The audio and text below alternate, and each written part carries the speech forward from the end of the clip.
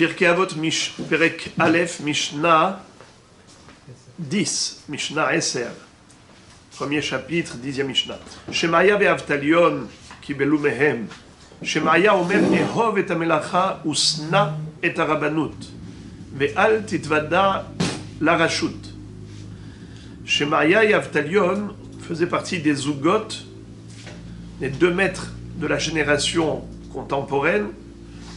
Shemaya répétait souvent la maxime suivante, en disant Ehov et amelacha, aime le travail, usna et harabanut, et refuse le poste officiel, mais al titvadar larashut, et ne te fais pas connaître des autorités. Shemaya et Avtalion nous explique ici le livre. Shemaya et Avtalion reçurent d'eux la tradition. Ils apprirent la Torah chez Yehuda ben Tabai et Shimon ben Shattah. Shemaya dit aime le travail, même si tu as de quoi assurer ta subsistance, exerce un métier afin de ne pas rester oisif, car l'oisiveté amène à l'ennui qui conduit à la transgression, comme dit la Gemara dans Maseret Ktubot Daf Nun Tet. Habatala mevi'a l'idée shi'amum. L'oisiveté conduit à l'ennui. Et Rachid dit c'est quoi shi'amum? Shigaron. Ça veut dire après la personne commence à faire des bêtises. Elle ne sait plus quoi faire de son temps. C'est dangereux. Donc il faut toujours être occupé. C'est bon pour la santé. Pour l'équilibre. Et les honneurs. Sna et harabanut. Et les honneurs et les postes importants. Car tu risques de pécher par abus de pouvoir. Comme Yosef qui mourut prématurément pour cette raison. La Gemara dans Brachot Daf Nun He nous dit que Yosef était presque le plus jeune des frères. Il est mort avant tous ses frères. Pélé.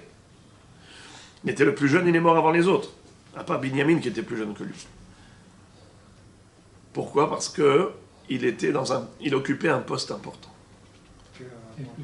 Oh, il a rabbanout shemekaberet et ba'aleha.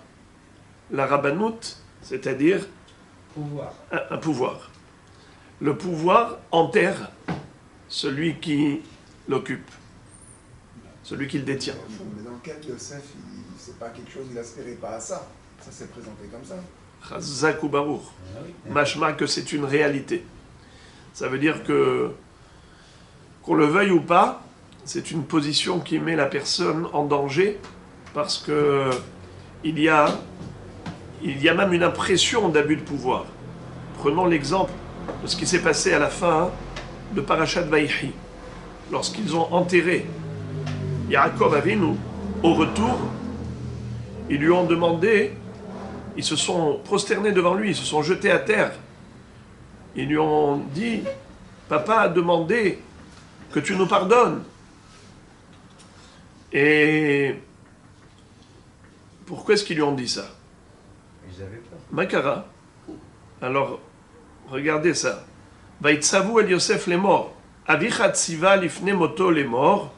Kotombrou les Yosef. Ainsi tu diras à Yosef. Vous direz à Yosef. Anna, s'il te plaît. Sana pesha achecha vehatatam. Pardonne la faute de tes frères. Kira'a gemalucha. C'est vrai qu'ils t'ont fait du mal. Ve'ata sana le pesha abde Elohe avicha. Vayef ki Yosef bedabera melav.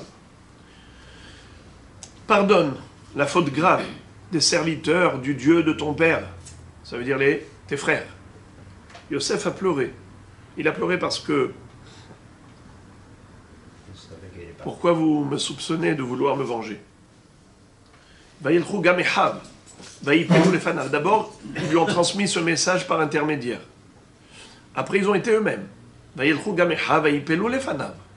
se sont jetés à terre devant lui. Yaakov Avinu est décédé. Les frères viennent chez Yosef. Ils se jettent à terre et lui disent on sera tes serviteurs, tes esclaves. Vayomer alehem Yosef. Yosef leur dit Al tiraou, n'ayez crainte. Ki atahat Elohim ani, parce que je suis à la place de Dieu. ואתם חשבתם עלי רעה. אלוהים חשבה לטובה. למען עשו כיום הזה להחיות עם רב. Vous aviez eu des complots contre moi, de me virer du monde. Et voilà qu'Akadosh Baruch Hu m'a fait réussir. Rachid de dire, si 10 personnes, 10 frères n'ont pas réussi à me faire du mal, moi j'arriverai à faire du mal à 10 frères. Ve'ata al tiraou, n'ayez pas peur, anochi achalkel etrem vetapechem, vainachem otam, vaidaber al libam, il va les consoler, les apaiser, leur promettre que tout ira bien, et ainsi de suite. Tout de suite après, le pasuk dit, Vayeshev Yosef b'Mitzrayim hu betavi vaychi Yosef me'av ha'eser shanim. Yosef a vécu 110 ans, donc c'était peu par rapport aux autres. Alors, où se situait le problème? Le problème, c'est que Vayir ou Ahe Yosef qui met avihem. Vayomu lu istemenu Yosef et Hashev yashiv elanu et kol harash gamalnu oto. Ils ont dit maintenant Yosef va nous rendre, ça, il va se venger. Il va nous rendre tout le mal qu'on lui a fait. Rachid dit, qu'est-ce que ça veut dire? Ils ont vu que leur père est mort. Rachid dit, ma ou vaïrou, hikiru bemitato etzel Yosef. שהיו רגילים לסעוד על שולחנו של יוסף, והיה מקרבן בשביל כבוד אביו, ומשמת יעקב לא קרבן. Qu'est-ce que ça veut dire? Lo kirvan. Dans le sens où, tant que Yaakov Avinu était vivant, alors Yaakov, Yosef Hatzadik, invitait son père Yaakov, où il était avec tous ses frères, il les a invités. Alors, à ce moment-là, lui, Yosef se disait, je suis assis à la tête de la table quand mes frères sont là, mais ils sont plus âgés que moi. Mais j'ai pas le choix, c'est pour faire plaisir à papa, qui voit que j'invite tous les frères. Donc cette ga'ava là, entre guillemets, c'était une ga'ava malgré lui. Il n'avait pas le choix. Voulant faire plaisir à son père Yaakov Avinu, il a invité ses frères à la table royale. Mais une fois que Yaakov Avinu n'était plus de ce monde, Yosef Hatzadik ne voulait plus occuper cette place, comme si il était supérieur à ses frères. Eux, Vaïrou, Yosef, qui mettent Avihem, ils ont vu ce changement dans le comportement de Yosef. Eux, ils ont attribué cela justement à sa volonté de vengeance. C'est pourquoi ils vont lui demander pardon. Ils ont mal compris sa kavana. Au contraire, c'était par humilité. Mais malgré tout, Chachamim nous disent que Yosef Hatzadik, comme il occupait un poste important, et donc on ne manque pas de manquement lorsqu'on se situe à un poste de responsabilité générale, c'est la raison pour laquelle, malheureusement, il a quitté ce monde prématurément, à l'âge de 110 ans seulement. Bien qu'il était presque le plus jeune des frères, il est niftar avant tout. Vayamot Yosef, bechol echav, bechol adoraou. Donc c'est pour cela que chez Maria Omer, Ehov et Amelacha, Usna et Arabanut. Là, il y a écrit abus de pouvoir. Ça s'applique pas à Yosef. Ils ont Ça pensé. s'applique pas à Yosef, cet abus de pouvoir. Yosef, il paraissait comme. Ça veut dire que ses frères. De faire croire aux autres, même si on ne l'a pas fait. Voilà. Mais c'est Voilà, ça veut dire qu'on est, on est la cible de critiques et d'accusations. Et vis-à-vis du ciel, ça a son effet. C'était sa position qui faisait ça. Le fait qu'il était un prince d'Égypte. Exactement. Mais Lui, il a fait à ce titre-là. D'ailleurs, même, il y a Malgré lui, un midrash qui dit quelque chose d'extraordinaire, de terrible même. Que on sait que le kibbud avahem, ça permet la longévité. Kabed et avicha vetimecha. Les maran ya'arichun yamecha. On comprend que c'est le contraire pour l'inverse. Si, en faisant du kavod aux parents, on mérite arichut yamim, donc hasve shalom, manquer de kavod aux parents, ça cause un rétrécissement de la durée de vie. Yaakov Avinu, quand il est arrivé en Égypte, Yosef Hatzadik lui a organisé un accueil pas royal, impérial. C'était extraordinaire. Personne n'a eu ce kavod. Pourquoi? Parce que quand Yosef a été à la rencontre de son père, Paro s'est joint à Yosef. Il lui a dit, je vais aller avec toi pour accueillir ton père. Tous les ministres de la cour royale ont dit, le roi et le vice-roi vont vers cet homme, nous on ne va pas rester les bras croisés. Tous les Égyptiens ont dit, le père de notre bienfaiteur est arrivé, puisque Yosef a sauvé le monde de la famine. Ils y vont tous. Alors toute l'Égypte vont à la rencontre de Yaakov Avinu. Et en plus, Chachamim disent, Essor Yosef et Merkavto. Yosef, c'est lui-même qui a attelé sa mère Kava, alors qu'il avait des sujets, il avait des hommes de service. Mais Ahava Mekalkelet et Ashura, l'amour fait faire des choses illogiques. Il avait un tel amour pour son père qu'il a dit, à personne je ne donnerai ce srout d'atteler ma monture pour accueillir mon papa. Et malgré tout, au dernier moment, quand ils se sont croisés, quand ils étaient en face à face, il est écrit que, dans le Midrash, que Yosef n'est pas descendu de la mer Kava. Comme il n'est pas descendu de la mer Kava, eh bien, c'était comme un manque de kavod. Pourquoi ? Lui croyait que par rapport à son poste, c'était pas kavod de descendre la mer Kava. Donc, il a enlacé son père du haut de la calèche, du haut du carrosse royal. Par rapport à son père, c'était comme un manque de kavod. On a l'impression que c'est deux fois pour deux incompréhensions. Exactement. De là, on apprend qu'il y a des erreurs qui sont comme du feu. Lorsqu'on se trompe et qu'on a mis la main dans le feu, ça brûle ou pas ? Non, mais c'était par inadvertance, on n'a pas voulu se brûler. Ça brûle quand même. C'est-à-dire, il y a des choses qui brûlent. Et un exemple, il y a un récit dans la Gemara à la fin de Baba Kama, une histoire terrible. C'était Rabbi Yohanan avec Rav Kahana. Il y avait un grand Talmid Chacham qui s'appelait Rav Kahana, qui était l'élève de Rav en Babylonie. Pour des raisons X que je ne vais pas maintenant rappeler, parce que c'est un peu long à raconter, il a quitté la Babylonie pour aller en Eretz Israël. Rav lui a dit, je veux que là-bas, pour obtenir l'expiation de quelque chose qui s'était passé, je veux que pendant 7 ans, tu ne montres pas ta grandeur en Torah. Ça veut dire que tu vas aller écouter les shiurim de Rabbi Yohanan, mais tu ne poseras pas de questions, tu ne montreras pas ta grandeur. Il a accepté. Et il a fait ça à Aliyah. Il arrive en Eretz Israël, il arrive au Beth Midrash. Et là-bas, qui est-ce qui se trouve au Beth Midrash ? Resh Lakish. Resh Lakish, c'était un Gaon Hatsum. C'était le Talmid Chaver de Rabbi Yohanan. Il donnait un shiur au Beth Midrash. Et c'était le shiur d'ailleurs de Rabbi Yohanan lui-même qui le répétait. Et qu'est-ce qu'a fait Rav Kahana ? Il a bombardé. Alors, lui, il s'était engagé que par rapport à Rabbi Yohanan, qui se tairait que devant Rabbi Yohanan. Mais pas devant Resh Lakish. Resh Lakish a dit à Rabbi Yohanan, prépare bien ton cours de demain. Ari Alami Bavel. C'est un lion qui est arrivé de Babylonie. Alors, Rabbi Yohanan se prépare, et on a mis par Kavod Rav Kahana en premier rang. Rav Kahana était tout devant. Il est là, et Rabbi Yohanan commence à dire un premier chidouche. À l'époque, le Rav était assis sur un fauteuil où il y avait 7 oreillers, 7 coussins.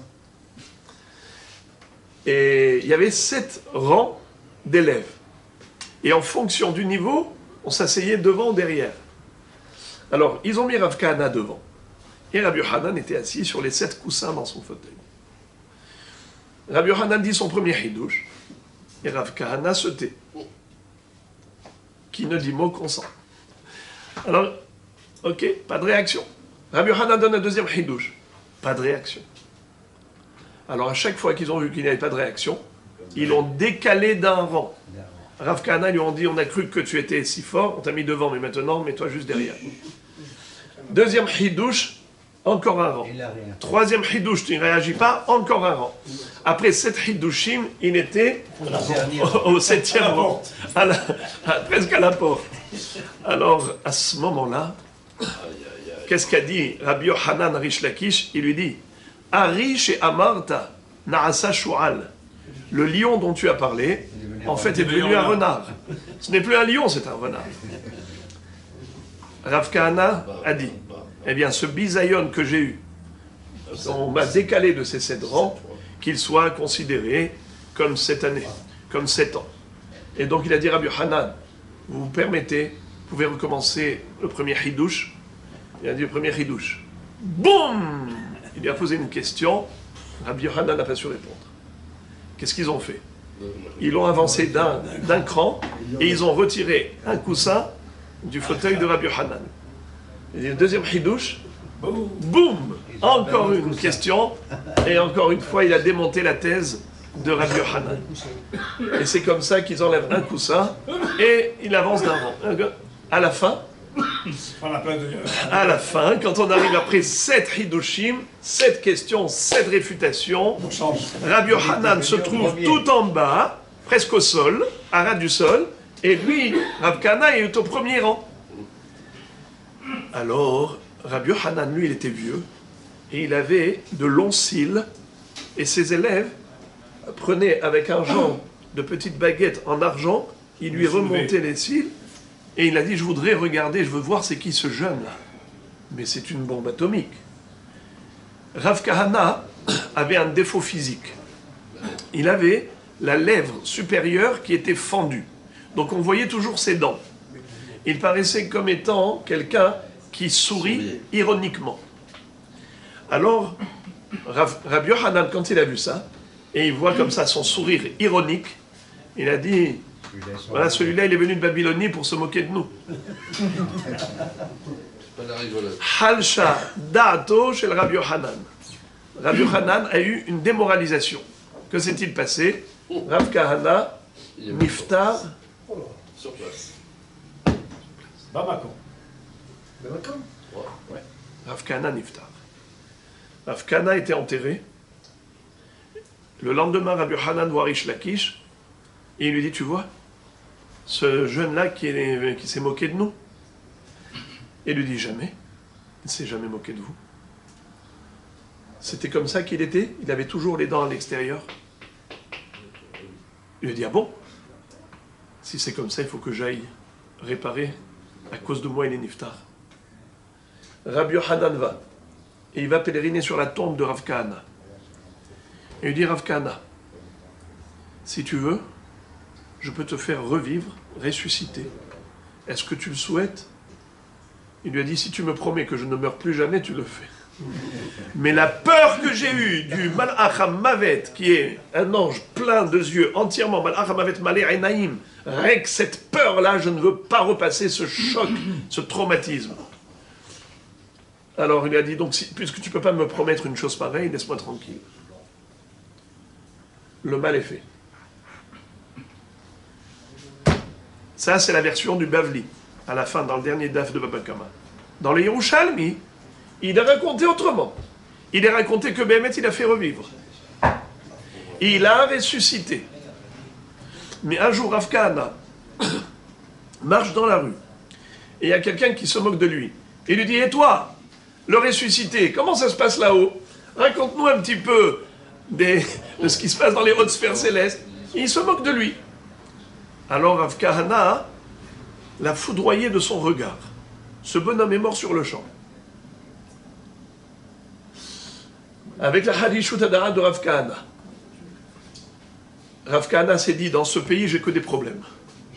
Moi, j'ai fait ma aliyah, je suis venu ici pour évoluer.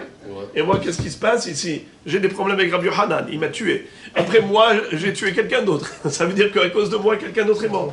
Je vais retourner dans mon pays. Mais avant de retourner dans son pays, en Babylonie, il va voir Rabbi Yochanan et lui pose une question. Il lui dit, Rabbi Yochanan, j'ai une question à vous poser. Il y a quelqu'un, moi, j'ai des frères naturels, c'est-à-dire j'ai des frères de ma mère, mais j'ai aussi, comme des frères, qui sont les fils de mon père. Avec mes propres frères, j'ai tout le temps des litiges et des conflits, et constamment, on est comme ça en altercation. Tandis qu'avec les autres, je m'arrange parfaitement. Avec qui vaut mieux que j'aille vivre? avec mes propres frères, mes frères paternels, maternels, biologiques, ou bien il vaut mieux que j'aille voir les autres qui sont comme des frères. Il lui a dit, il vaut mieux vivre en paix dans la sérénité. Et donc il est retourné en Babylonie. Le lendemain, Rish Lakish croise Rabbi Yochanan. Rabbi Yochanan lui dit, mais où il a disparu? Rav Kahana, où il a disparu? Il vient même pas nous saluer pour nous dire au revoir? Pour demander un reshoot de partir? Il a dit, mais Rabbi, il vous a demandé le reshoot. Il a dit que vous lui avez dit qu'il doit partir. Il a dit, en fait, la question qu'il vous avait posée des frères naturels et des frères artificiels, c'était en fait, la Babylonie, c'est sa mère d'adoption. Eretz Israël, c'est sa mère naturelle. Il dit, avec les fils de sa mère naturelle, il ne s'arrange pas. Avec ses fils de sa mère adoptive, il s'arrange. Et vous lui avez dit qu'il vaut mieux partir là-bas. Voilà, donc il n'a fait que suivre vos conseils. Voilà qui était Rav Kahana. Ça, c'est d'après Yerushalmi. En tout cas, je veux dire par là que quoi? Rav Kahana avait un sourire qui paraissait ironique, mais pas du tout. Il n'avait aucune intention d'ironie. Mais c'était une réalité. Le Rav Chaim Shmulevitz Zatzal dit, quelqu'un qui cause du tort à l'autre, c'est-à-dire il fait de la peine, qu'il ait eu l'intention ou qu'il n'ait pas eu l'intention, c'est comme mettre la main au feu. C'est quelque chose qui a une action naturelle et immédiate. Voilà pourquoi, même si Yosef Hatzadik n'avait aucune intention, malgré tout, malheureusement, comme on l'a dit, il est niftar avant son zman. Alors, Bezrat Hashem, qu'on ait tous une longévité. Avec Yamim, Veshanim, Batov, Bane'im.